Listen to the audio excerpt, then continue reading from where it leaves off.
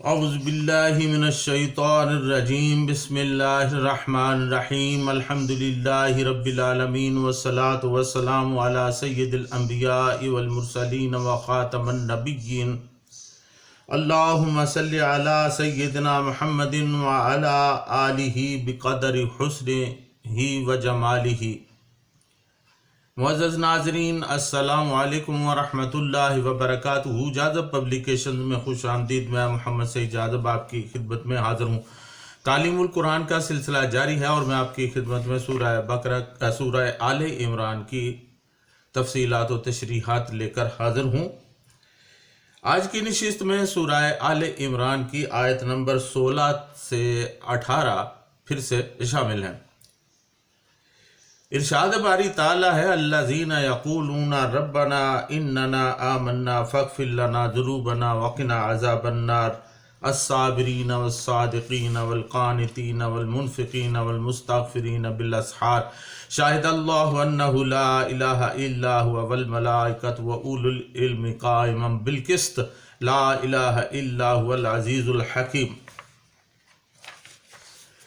یہ وہ لوگ ہیں جو کہتے ہیں کہ اے ہمارے رب، بے شک ہم ایمان لائے، پس تو ہمارے لیے ہماری غلطیوں کو معاف فرما دے اور ہمیں دوزخ کی آگ سے بچا لے۔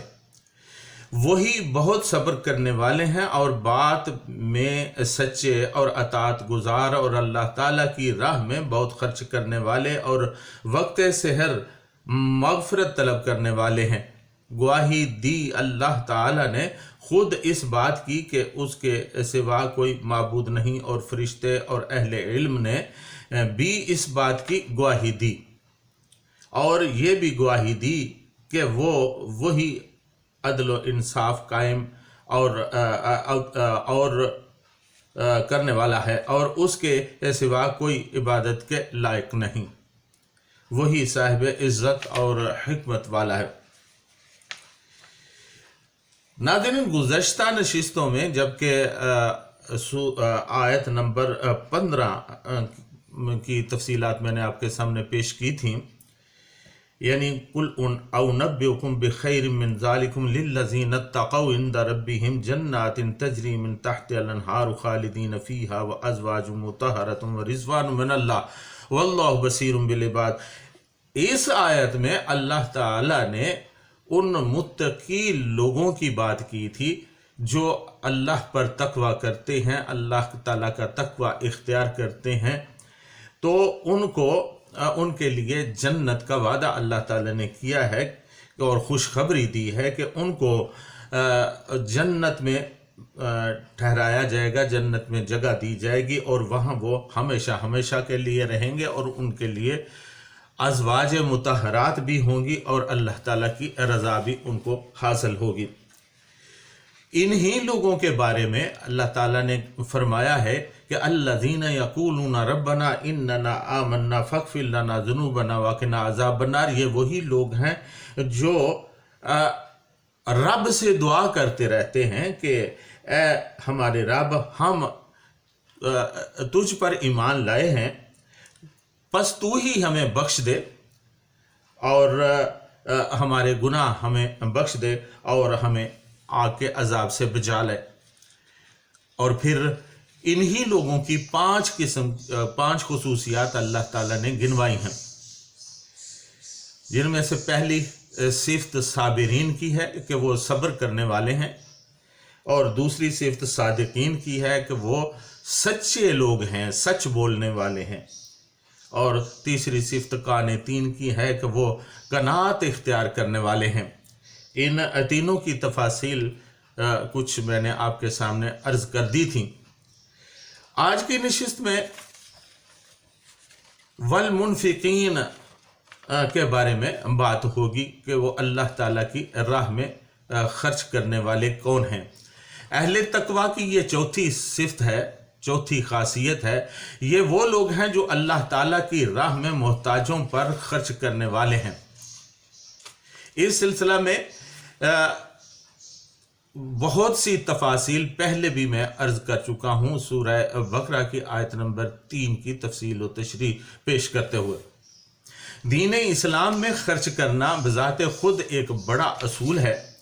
اللہ تعالیٰ نے محض جمع کرنے والوں کی مذمت فرمائی ہے۔ یہودیوں کی یہ صفت تھی کہ جمع فاؤا، یعنی وہ محض جمع کرنا جانتے تھے، خرچ کرنا نہیں جانتے تھے۔ مگر ایک مومن کی صفت یہ ہے کہ وہ دولت کماتا ہے تو وہ اللہ تعالیٰ کی راہ میں خرچ بھی کرتا ہے، بخل نہیں کرتا، یعنی کنجوسی نہیں کرتا۔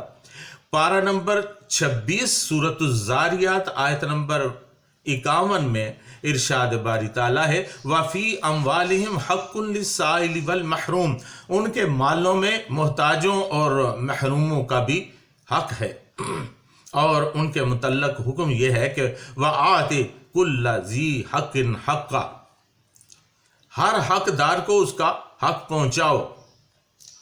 اگر محتاج کی خبر گیری نہیں کرو گے تو لعنت برسے گی۔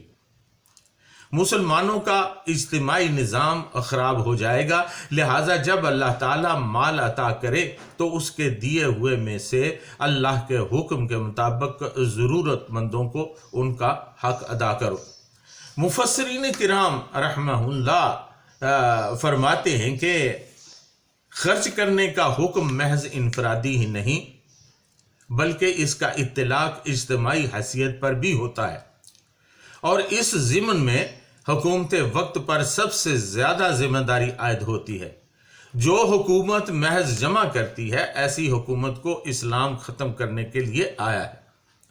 اس زمانے میں کیسر و کسریٰ کی بڑی بڑی سلطنتیں تھیں، لوگوں پر ناجائز ٹیکس لگا کر رقم جمع کرتے تھے اور پھر اسے حقداروں تک پہنچانے کی بجائے اپنی عیاشیوں میں خرچ کرتے تھے۔ ایسی حکومتوں کی بیخ کنی کے لیے اللہ تعالیٰ نے نبی اکرم صلی اللہ علیہ وسلم کو مبعوث فرمایا اور قرآن پاک نازل فرمایا۔ چنانچہ خلفائے راشدین کے زمانے تک مسلمان اس زرعی اصول پر عمل کرتے رہے، لیکن بعد میں مسلمانوں میں ہی کیسر و کسریٰ پیدا ہو گئے۔ اس وقت دنیا بھر میں نظر دوڑا کر دیکھے تو وطن عزیز پاکستان سمیت دنیا بھر میں شاید ہی کوئی ایسی مسلمان حکومت ملے جو محتاجوں کا خیال رکھتی ہو۔ حضرت شاہ ولی اللہ محدث دہلوی رحمۃ اللہ علیہ فرماتے ہیں کہ جو سوسائٹی اپنے غریبوں اور محتاجوں کا خیال نہیں رکھتی وہ مٹا دینے کے قابل ہے۔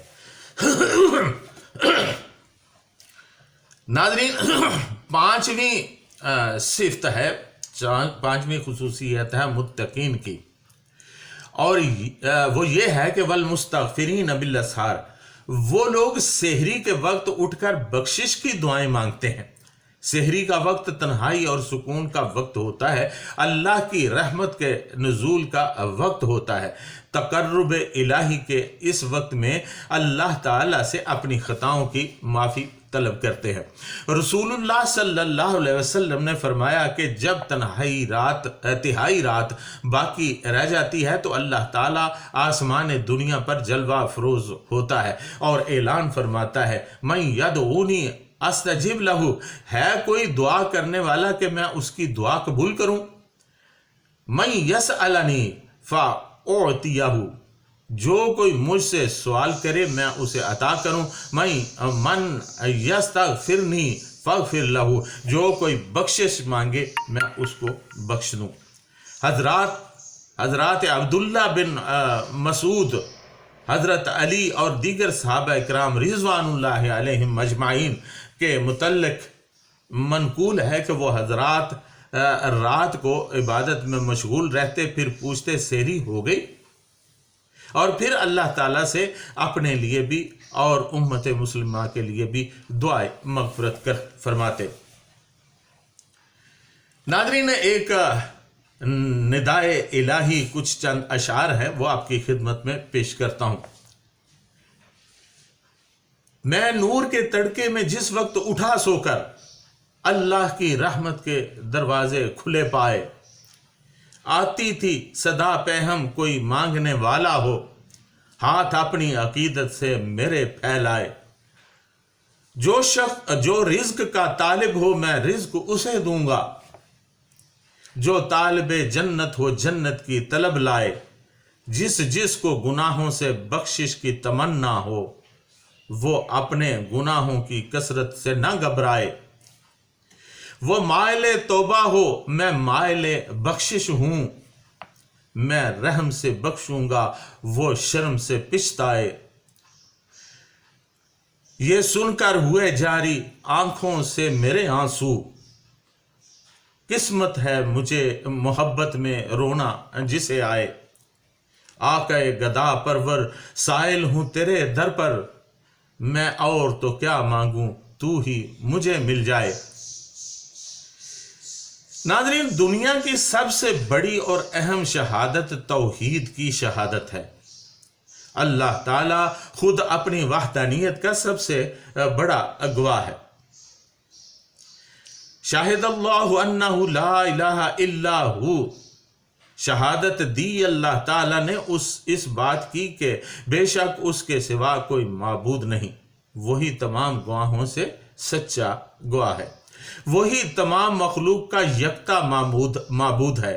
तमाम मखलूक उसकी गुलाम और मोहताज है और वो बेनियाज है।